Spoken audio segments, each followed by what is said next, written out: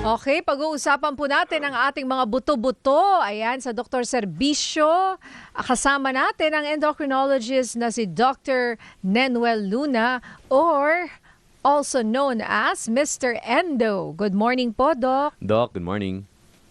Morning po, Miss Nina. Good morning po, Sir Migs. Okay, Mr. Endo, Doc. Okay, osteoporosis. Ano po ba ito? At anong kaibahan niya dun sa naririnig rin po natin na osteoarthritis? Alright, pag sinabi po kasi nating osteoporosis, yung salitang osteo meaning buto, yung salitang porosis meaning buhaghag. So pag pinagsama natin ang osteoporosis po ay ang pagkakaroon ng marupok na buto. No? So, kaiba naman po ito pag arthritis ang pinag-uusapan. Ang arthritis po ay sa joints, no? Osteoporosis ang pinag-uusapan po natin is mismong yung minerals, yung calcium content ng ating mga buto po, no? So, pagkakaroon ng marupok na buto na nagdudulot po na ang mga pasyente ay mabilis or madaling magkaroon ng pagkabali or fractures po. Okay, so Doc Nenuel, para po sa mga unang nakakarinig ng pag-usaping osteoporosis na highly related po pala ito sa endocrinology. So bakit po? Baka po mas ma-define po natin further. Opo, ang calcium regulation kasi, Sir Mig, sa ating katawan ay under the regulation din po ng isang hormone na ang pangalan pa ay parathyroid hormone. So kami po mga endocrinologist ay nag-aaral po ng mga hormones and yung balance po ng calcium sa ating katawan, yung pagtaas, pagbaba ng calcium po ay kabilang po dun sa mga pinag-aaralan namin. Specifically yung hormone po na parathyroid hormone tsaka yung vitamin D po. No? We need to remember po kasi na ang ating bone is under constant regulation all throughout our lifetime. So yung buto po natin ay may formation, pero hindi lang kailangan laging formation, kailangan din may breakdown and kailangan may balance between the two. So yung po yung pinag-aaralan namin sa hormones po, yung parathyroid hormone. Doc, ano po ba yung mga dapat naming gawin para hindi kami magka-osteoporosis? At sino ba ang mga mas prone? Balita ko, mga kababaihan daw. Yes, opo. So, una, i-enumerate po muna natin, Miss Nina, Sir Mix, ano po ba yung risk factors ng pagkakaroon ng osteoporosis?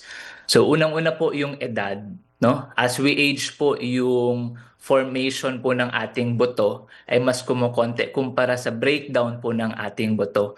So, as we age hanggang age mga 20 to 30, nare-reach po natin yung peak mass po ng ating buto. And after that, bababa na gradually yung pag-form ng ating buto. So yung mga tao na edad 50 po pataas, mataas na po yung risk ng pagkakaroon ng osteoporosis. Pangalawa, Babae tama o lalaki po? Opo, Pareho. babae or lalaki. Pero tama po kayo, Miss Nina, kapag po mga babae, mas prone magkaroon ng osteoporosis, lalo na po kapag menopause. Bakit po?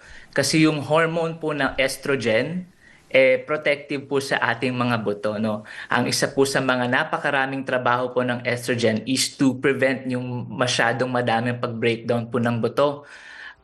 During menopause, may drastic po na pagbaba ng levels ng estrogen sa ating katawan. Kaya naman, yung mga babae po na age 50, post-menopause, mas prone magkaroon po ng osteoporosis because nawawala na po yung protective effect po ng estrogen.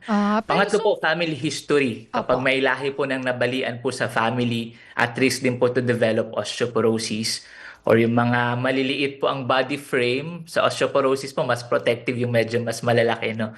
Sa osteoporosis, mas prone ang mga maliliit yung body frame. And of course, yung mga nagsismoke, tsaka alak po. No? So ito po yung mga risk factors ng pagkakaroon ng osteoporosis. Opo, Doc Nenuel, ito po ba ay natural occurrence? Kasi kanina sa aming banter ni Ate Nina, napag-usapan din natin yung kumbaga strength training, 'di ba? Marami din ngayon mga nasa middle age hanggang sa pa-senior na very much conscious sa kanilang pag-workout, at the same time mga pagbubuhat-buhat. Kapag meron po bang ganun na base is may iwasan po natin ito? Oh, magandang tanong yan, Sir Migs, no? Kasi baka i-assume ng ating mga pasyente na, oy, okay lang naman mag-osteoporosis kasi tumatanda na ako, no? Ang pagbagal po ng production ng bone and ang pagtaas po ng breakdown po is a natural occurrence po as we age. But ang osteoporosis po ay hindi, no? Kaya pong ma-prevent. And tama po kayo, mga strengthening exercises, resistance exercises are some of the form of exercises na pwede natin gawin to prevent osteoporosis. Ang thing po is kailangan magsimula tayong maaga. We need to remember po na bata pa lang nagpo-form yung bones po natin, peak ng 30. So ibig sabihin bata pa lang nag-i-invest na po tayo sa mas strong na bone. Hindi po yung age 50, doon na lang po tayo magsisimulang mag-exercise, doon na lang po tayo mag-iisip kumain ng maraming calcium, vitamin D. So kailangan we should start early po. So pero tama naman po yun, tama po. Okay, start early. Paano po kung ngayon lang nila to narinig? So never too late Kasi, naman. kasi baka mawala naman kami ng ano. Sabi sa'yo, sabi ni Doc, never too late. Sabi ni Never Doc, too late. never Never too too late. late naman po. So No, so paano never kami too late. hahabol? So never too late. So again, pwede naman po anytime. Kung ngayon lang po natin naririnig ang osteoporosis at wala pa po tayong osteoporosis, pwede pa naman po nating ihabol ang healthy lifestyle po, no? So yung exercise po, kasi syempre ang bones po natin, ang isa sa mga many functions din po ng bone ay strength.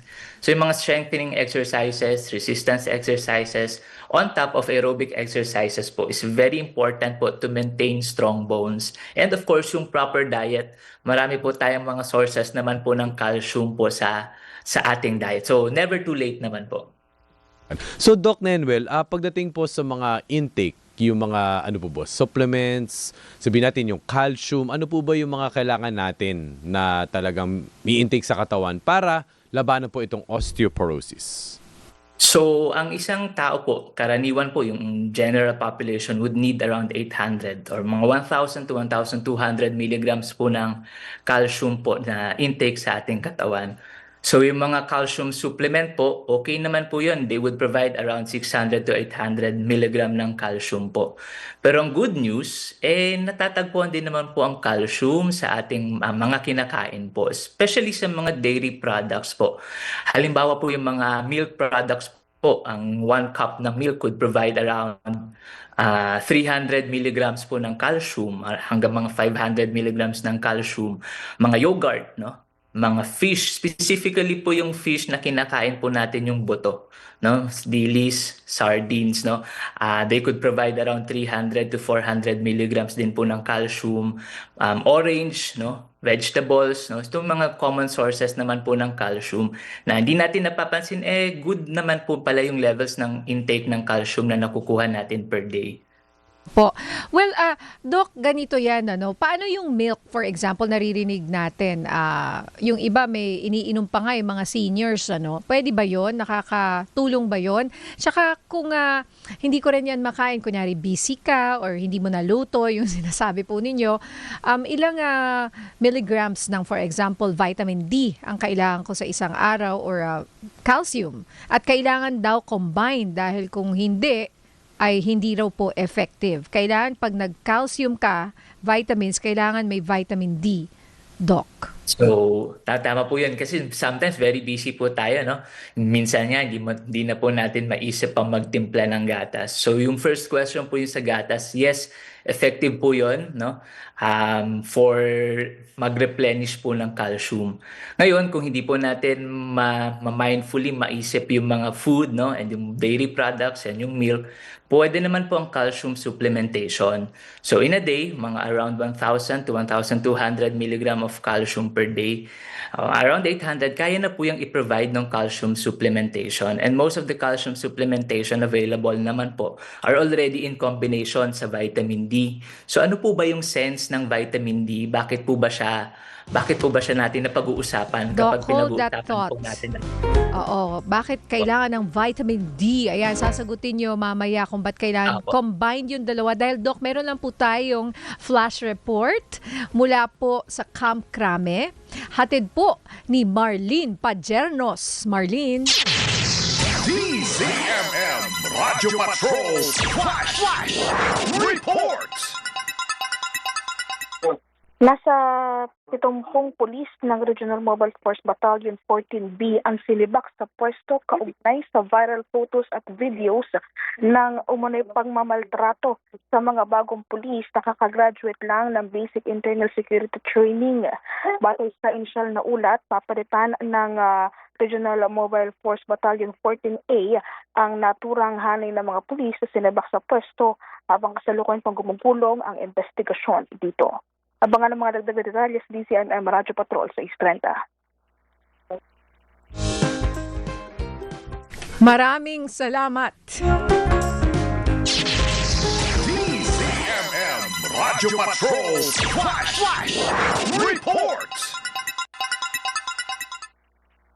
Okay, so Doc, marami po salamat muli at kayo po nandito para sa amin always sa DZMM. So Doc, muli po na medyo naghanging question po tayo dito. Muli ang pag sa usaping calcium and at the same time sa usaping gatas, di ba po? Paano naman po, actually itong question ko talaga paano naman po kung lactose intolerant? Paano naman po kung meron ako mga allergy sa food na kailangan ko talaga ng calcium, Doc? Opo. So kung lactose intolerant naman po tayo, Sir Mig, so aside from dairy products, marami naman pong ibang sources po ng calcium, kagaya nga po ng mga fish na may kinakain din po ito, no? Orange po is mga vegetables po, also good sources ng calcium. Even mga cereals po, good sources of calcium. And ang good news po, even po yung vitamin D, yung common sources ng food na nagko-contain ng calcium, sila din naman po ay common sources of food na mataas din po ang vitamin D. So mahalaga po kasi na may vitamin D din po tayo sa ating intake because mahalaga din po yun sa calcium metabolism po. Po. So, ilan po uling, tama ba yung rinig ko kanina, Doc? 800 milligrams? Parang ang laki. Ano yung 800? Actually, kung iisipin po natin, ang isang baso nga po ng gatas could already provide around 300 to 400. So parang maliit lang po siya actually na requirement po sa atin. No? And kaya po naman siyang i-provide kung you were asking po kanina kung paano kung mga supplement lang. Kaya naman po siyang i-provide ng isang tablet or isang capsule ng calcium plus vitamin D supplementation. And Doc, usually kasi di ba 500 milligrams yung calcium? So, dapat ba 1,000? Okay na po yun, yung 500 because hindi lang po tayo aware, a lot of our food intake naman po would already contain calcium po. No? Maximum naman po would be 2,500. So, yung diet po natin would be more than enough pa po sa calcium intake po natin. Plus, of course, yun nga, pinag-usapan po natin, kailangan vitamin D din po. No? Kasi, bakit po ba mahalaga yung vitamin D? Ang calcium po kasi is kailangan niya ng vitamin D para ma-absorb sa ating intestine. So, kung minsan marami tayong calcium pero hindi naman po efficient yung vitamin D levels, hindi din po ma-absorb yung calcium na ini-intake po natin. And this has something to do about rin po yung hormones na parathyroid hormones. So, sila din po yung nagre-regulate ng activation ng vitamin D. Opo. Well, Doc, may reaction dito, wag raw cereal kasi processed daw yon, sabi ni Celerio Mods. Opo, ang cereals naman po, hindi naman dahil process siya is nakakasama naman po, no? So we are talking about yung calcium levels, no? And whole grain pa rin naman po yan. May mga cereals naman po tayo na whole grains and not processed. So siguro piliin natin po, tingnan Kasi natin po yung maraming nutrition. klase ng cereal. Wag yung iba-ibang kulay na bilog-bilog. Alam mo yon yung matamis na parang, di ba, loops. Sugar na Oo, sugar. may cereal na mas high fiber. Kasi pag inisip ko cereal, yun yung crunchy na masarap. 'Di ba na minsan nila dinidikdik mo yun, lalagay mo sa ano yun gagawin mong crunch na. 'Di ba? Cereal chicken, for example. Example lang yan. Pero hindi po yung ganong cereal lang sinasabi nyo, no, Doc? Yes po, no. At isa pa po I forgot to mention, baka po narinig po ninyo na magpa-araw ka para Yes. magka-vitamin D. Di ba po parang naririnig po natin yon. So there is truth naman po behind that statement kasi meron po tayong mga vitamin D na mga cholesterol precursor sa ating skin na kapag natapatan po ng UV, yung ultraviolet B rays po, nako-convert po sila into activated vitamin D. So there's truth naman po to that statement na, uy, magpa-araw ka para Pero stronger. anong oras po, Doc? At ilang minuto? Kasi alam ko nung bata ako, sinasabi talaga yan na, or nung may baby tayo, 'di ba? Nung baby pa yung mga anak ko, paarawan daw sa umaga lalo na. Pero is that effective? May sinasabi, hindi, mas effective daw yung 10 a.m. to 3 p.m. which is the time that we should avoid the sunlight, which is so nakakalito. Doc, iba-iba kasi yung naririnig natin. Po. So pag calcium po ang pinag-uusapan, kasi ang kailangan po is UV para ma-convert yung cholesterol into vitamin D na active. Yung UV po is highest at 10 to 3 p.m. 10 a.m. to 3 p.m. So kung ang technicality po, ano, so yung po yung highest UV concentration na dun din po yung exposure na kailangan natin. However, kahit 5 to 30 minutes exposure, actually 5 minutes, mabilis naman po yung conversion po nun. And hindi rin naman po natin sasabihin magbilad po tayo sa araw ng 10 to 3 p.m. Kasi syempre gusto din natin ma-prevent yung mga skin diseases, skin cancer, no? So hindi naman po na required na prolonged period of time, no? I think Mga sa 5 Philippines naman po, minutes. enough naman po sa atin yung sun exposure na. Feeling ko pag ako na traffic sa EDSA, tapos ang oras Diba ay 11 or 12 noon, nakuha ko na lahat ng Tagos sa kahit tagos may na. tint ka dyan, di ba? Sa Oo. sobrang init, lalo na Correct. pag summer, Oo. nakuha ko na. No? Yung palang, Opo, yung tama. palang ibig sabihin ng Doc Nenwell, kapag sabihin natin tanghali, yun yung pinakamataas na UV concentration. Yung Kailangan morning. po kasi ng UV Oo, tama. So yung morning po, yung kumbaga, if Pwede ilang minutes Oo. pag morning kasi mahina eh. Pwede naman po siguro, wala pong recommendation, ilang minutes, ilang ganyan. Basta naman po may UV, siguro I think wala lang tayong study, no? Hindi ko alam kung sa morning naman po enough na rin naman po siguro ang UV natin dito sa atin sa Philippines. So, basta po sun exposure, ample amount per day, okay na po yon. May mga studies po ng mga workers po na talagang indoors lang yung kanila office works, ganyan. Nakita nila na yung vitamin D nila mabababa, no? Yes. It's probably because hindi sila na-expose masyado sa sa sunlight araw. po. Doc, if untreated, ito pong osteoporosis, itong topic natin today, ano po yung mga pwedeng mangyari? Opo, so if untreated po, kasi ang unfortunate po sa osteoporosis is madalas wala pong nararamdaman, no? Majority of our patients po, malalaman na lang may osteoporosis kapag nag-fracture na, nabalian na, or nagsakit na yung balakang, nakita, manipis na yung bones, or nagkukuba, may nakikita po kayong mga pasyente nagkukuba. So if hindi po matitreat, no, ito po yung mga pwedeng mangyari sa patients, especially po yung madaling ma-fracture. Ito po yung parang characteristic ng osteoporosis. Yung maupo lang, mapaupo lang, nag-fracture na danggil lang konti sa table, na-fracture na. Sometimes, mga sobrang manipis na buto, even mapaubo, na-fracture na. So yung madaling ma-fracture, ito po yung possible na complication ng ng hindi magagamot na osteoporosis po. Opo. Pero eto, Doc, pagka ikaw ba ay may osteoporosis na, reversible ba yun? So pwede naman po nating mapataas ulit ang ang tinatawag po nating bone mineral density sa pamamagitan po ng mga gamot. So meron na po tayong mga available na mga gamot, no? Meron po tayong mga gamot that would prevent yung breakdown ng buto. Meron din po tayong mga gamot that would increase po yung formation ng mga buto. So mahalaga lang po is mag-consult. Madadagdagan naman ulit natin po yung density ng bone po. Opo, okay. Sabi dito si Marilu de Guzman, ang kanyang reaction, sunlight is no longer safe daw po this present time because of global warming. At So, ilang different vitamin issue D naman raw po. po ang kailangan, tanong ni Celerio. So sa vitamin D naman po, around 800 IU, okay na din po yun sa atin. 600 IU or international unit po in the general population. Sa mas elderly, around 800 po. So Yung sa sapat na akin, din po yun sa 1,000, over ba yun? Okay na din naman po, ang too much po is 4,000 po. Okay. And what about yung sobrang global warming? Sunlight is not safe now. So, technically po, ang pinag-usapan lang naman natin is vitamin D. I cannot comment regarding dun sa safetyness ng ng UV. But I think naman po, yung pong konting exposure na 5 minutes na ganun hindi Yun nga, naman na oo. siguro bad na. I mean, sasabihin natin na sa global warming may masamang effects sa ating health. And tama po kay Miss Nina, yung simpleng nagda-drive lang po tayo sa tanghali, may exposure naman na po tayo nun. Hindi naman kailangan lumaba. I mean, Or nagko-commute ka, tayo. nag-aantay ka ng Yes, jeep. opo, Naku, no? di ba? Or nag-lunch kayo, bumili ng lunch sa tapat, tapos bumalik lang, Naglakad. na-expose na rin naman po tayo nun sa sunlight. Tsaka di naman tayo pwedeng hindi maarawan, di ba? I Yes, mean, yes, as humans, di ba, Doc? Oo. Opo, Doc, ito po, tanong po ni RB Pineda, anong klaseng gatas? Meron po bang requirement na... Opo. So, cow's milk na skimmed milk po, yung inalis po yung cholesterol, no? Ay, even mga non-skimmed milk o mga whole milk, okay lang po. Pero yung mga, halimbawa, mga cocoa milk, mga ganyan, almond milk, they also contain calcium but lesser levels lang po. So, usually mga cow's milk po, yung mga dairy products po talaga. What about fresh milk daw? Yung talagang fresh, yung gatas ng kalabaw.